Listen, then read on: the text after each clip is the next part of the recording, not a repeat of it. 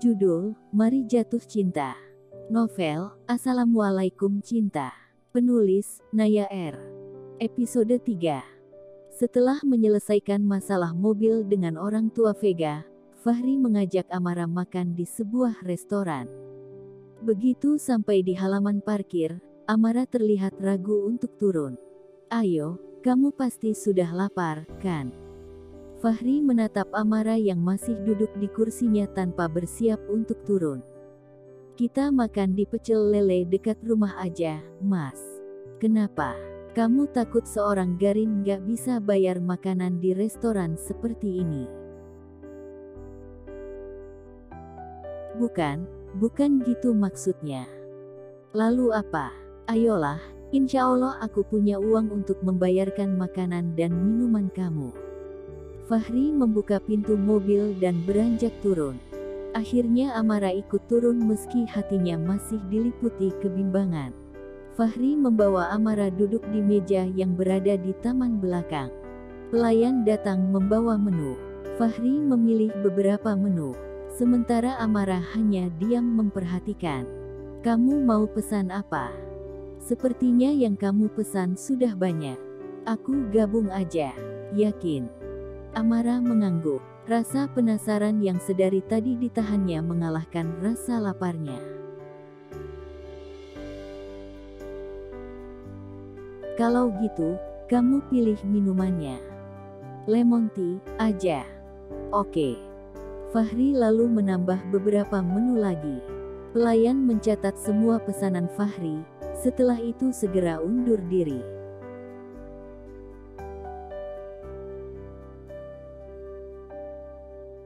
"Mas." "Ya. Gimana cara kamu menyelesaikan masalah dengan si bapak tadi?" "Aku suruh dia bawa mobilnya ke bengkel untuk diperbaiki."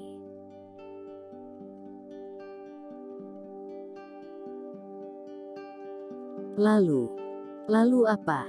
Biayanya bagaimana?" "Aku bilang nanti biayanya aku yang tanggung." "Bapak itu percaya." Amara menatap Fahri dengan mata membulat. "Itu buktinya dia langsung pergi." Fahri tersenyum penuh arti. Amara sebenarnya masih belum puas dengan jawaban Fahri. Tetapi, sepertinya Fahri memang agak sulit untuk diajak bicara serius. "Lalu kalau yang mobil Vega?" "Ya, sama. Aku minta papanya Vega membawa mobilnya ke bengkel." "Segampang itu?" "Ya, gampanglah. Semua bisa dinegosiasikan." Fahri lagi-lagi tersenyum. Wajah cantik di depannya terlihat masih belum puas. "Yang penting, masalahnya sudah selesai. Sekarang giliran aku yang bertanya. Mengapa bisa-bisanya kamu bawa mobil Vega? Gak punya SIM lagi?"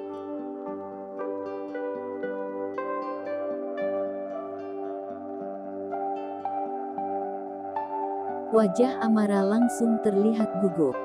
"Tadi itu, kami mau jalan ke mall. Vega sudah nyetir awalnya. Tiba-tiba perutnya sakit, tamu bulanannya datang. Dia nggak kuat nyetir. Nah, di antara kami berempat, cuma aku yang sudah pernah belajar bawa mobil. Ya, akhirnya aku gantikan tempat Vega.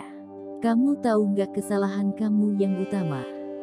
Karena sudah berani bawa mobil orang." Fahri menggeleng. "Karena berani nyetir padahal nggak punya SIM." Lagi-lagi Fahri menggeleng. "Apa dong?" Amara cemberut.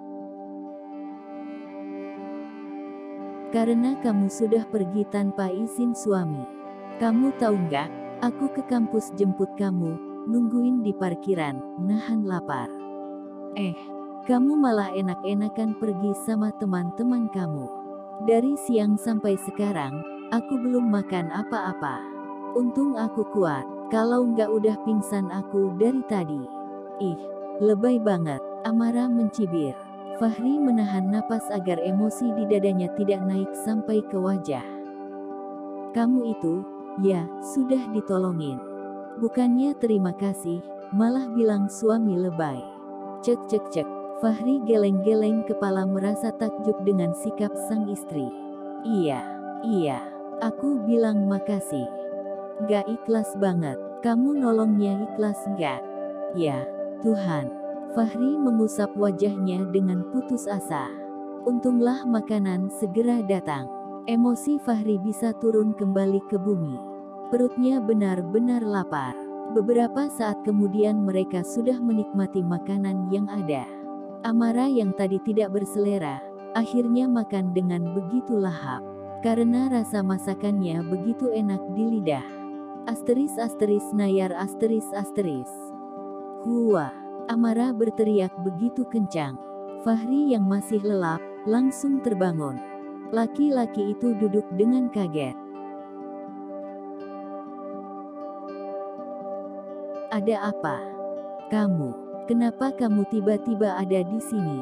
Amara mengangkat selimutnya hingga ke dada. Memang kenapa? Biasa aja kan suami istri tidur satu ranjang. Ada yang salah? Ya, salahlah. Aku kan belum siap dia apa-apain.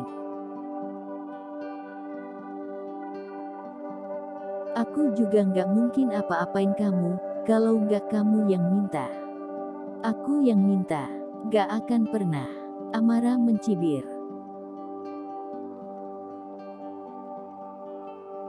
Kita lihat aja nanti. Fahri menjawab tak acuh lalu bergegas turun dari tempat tidur. Diliriknya jam di dinding kamar, sudah pukul 4, masih ada waktu untuk salat malam. Tapi, benar, ya, kamu nggak apa-apain aku tadi malam. Amara mengintip ke balik selimutnya.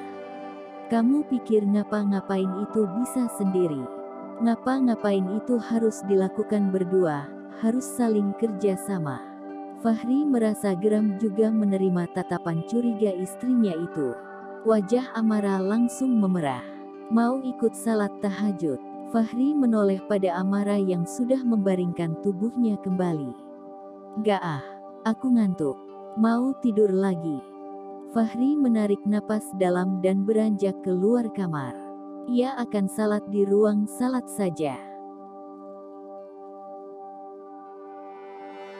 Selesai salat tahajud, Fahri melanjutkan dengan membaca Al-Quran. Sampai azan subuh berkumandang dari toa masjid, Fahri baru menutup musyafnya dan kembali masuk ke kamar untuk membangunkan Amara untuk salat. Amara membuka matanya dan menjawab iya dengan suara parau. Fahri pun bergegas menuju masjid. Sejak ada Garin baru yang menggantikan tugasnya, Fahri memang sudah tidak terlalu sering lagi azan di masjid. Tetapi, Fahri masih suka membantu membersihkan masjid. Seperti biasa, setelah selesai salat subuh, Fahri berjalan keluar komplek perumahan untuk membeli sarapan. Dan sejak ada Garin baru, Fahri selalu membeli lebih untuk diberikan pada Garin yang bernama Iwan itu. Iwan juga seorang mahasiswa S1 yang sedang mengenyam pendidikan di kota ini. Setelah mengantarkan sarapan untuk Iwan, Fahri langsung pulang ke rumah. Sampai di rumah, Fahri meletakkan sarapan yang dibelinya di meja makan. Ia lalu membuka pintu kamar tempat Amara tidur. Terlihat Amara baru membentangkan sajadah. Fahri geleng-geleng kepala melihat tingkah istrinya itu.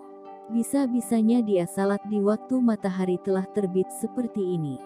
Fahri kembali ke meja makan dan duduk menunggu Amara di sana.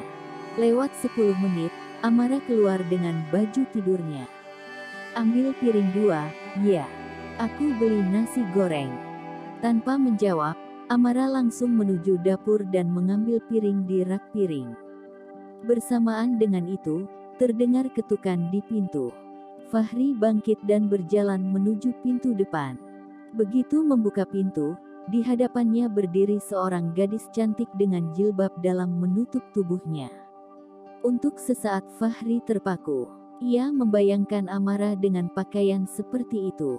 Siapa, Mas? Amara telah berada di belakang Fahri. Ini udah, Bunda titip soto Padang buat udah. Gadis di depannya itu mengulurkan mangkuk yang masih mengepulkan asap panas. Untuk sesaat Fahri ragu menerimanya.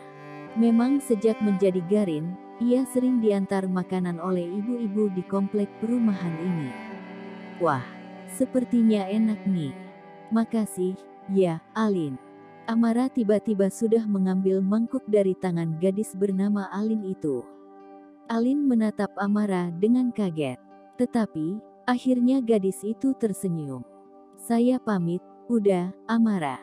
Alin tersenyum manis. Ya, bilang sama ibu, makasih, ya. Baik, dah. Begitu Alin berbalik, Fahri menutup pintu kembali. Diikutinya langkah Amara menuju ruang makan. Udah, romantis banget, ya, manggilnya. Sudut bibir Amara terangkat dengan sinis. Kamu juga boleh manggil aku udah. Biar romantis juga. Fahri mengedipkan matanya. Amara melengos dengan sebal. Kok dia manggil udah, sih? Amara merasa penasaran. Ibu aku asli Minang, kalau ayah aku asli dari Kudus. Oh, Amara mengangguk seraya menyendok soto di depannya. Ia memang belum banyak tahu tentang laki-laki yang telah menjadi suaminya itu. Hei, itu soto kan buat aku. Kenapa kamu yang makan? Fahri melotot pada Amara. Dia memang sudah lama rindu dengan soto Padang. Terutama masakan ibunya. Pernah dia beli di warung-warung soto, tetapi rasanya tidak pernah seenak yang dibikin oleh sang ibu. Gak baik makan pemberian gadis lain. Siapa tahu dia punya maksud tertentu. Amara berucap dengan santai, lalu menyendok sotonya kembali. Rasanya benar-benar nikmat. Fahri melongo. Apa pula maksud perempuan di depannya ini? Jadi orang itu nggak boleh suzon. Apa pula lah maksud Alin dan bundanya memberikan soto selain ingin berbagi? Fahri mengambil piring dan menuangkan nasi goreng yang dibelinya tadi. Meski hatinya sedikit gondok, karena rasa soto itu sudah di ujung lidah, tetapi ia masih mencoba bersabar. Ya, udah, kalau gitu kita makan soto ini berdua. Amara menggeser duduknya ke dekat Fahri.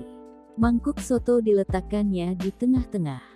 Meski sedikit kaget, tidak menyangka Amara akan mengajaknya makan di mangkuk yang sama, Fahri akhirnya mengambil sendok dengan penuh semangat. Lalu mulai menyendok soto di depannya. Ternyata rasanya benar-benar nikmat. Mereka menyendok bergantian dalam jarak yang cukup dekat dan tiba-tiba kepala keduanya beradu karena menyendok dalam waktu bersamaan. Amara mengangkat wajahnya.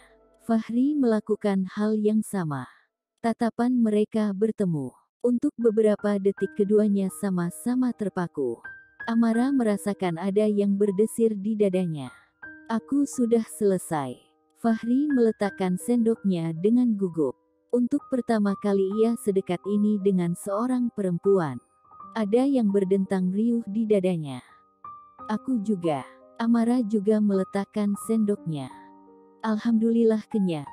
Sotonya enak banget. Fahri mengusap perutnya untuk meredakan debaran di dadanya. Mendengar kata enak, ekspresi wajah Amara langsung berubah. Enak, ya, punya fans. Diantarin makanan. Besok siapa lagi ya yang akan ngantar sarapan? Amara bangkit dan membawa mangkuk bekas soto itu ke tempat cuci piring.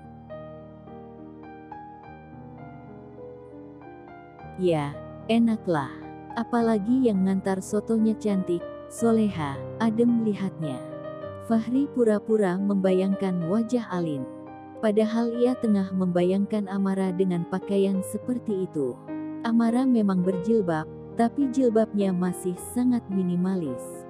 Fahri ingin kelak Amara juga bisa berpakaian sesuai dengan yang disyariatkan Islam. Tahu dia cantik, soleha, kenapa nggak nikah sama dia aja kemarin? Amara membanting sendok di tangannya. Karena nggak jodoh. Fahri menjawab santai. Oh, jadi kalau jodoh berarti mau. Ya, kalau jodoh aku Alin, tentunya aku mau dong. Memang ada manusia yang bisa nolak jodoh dari Tuhan. Fahri bangkit dengan senyum di ujung bibirnya. Fahri melenggang masuk ke kamar.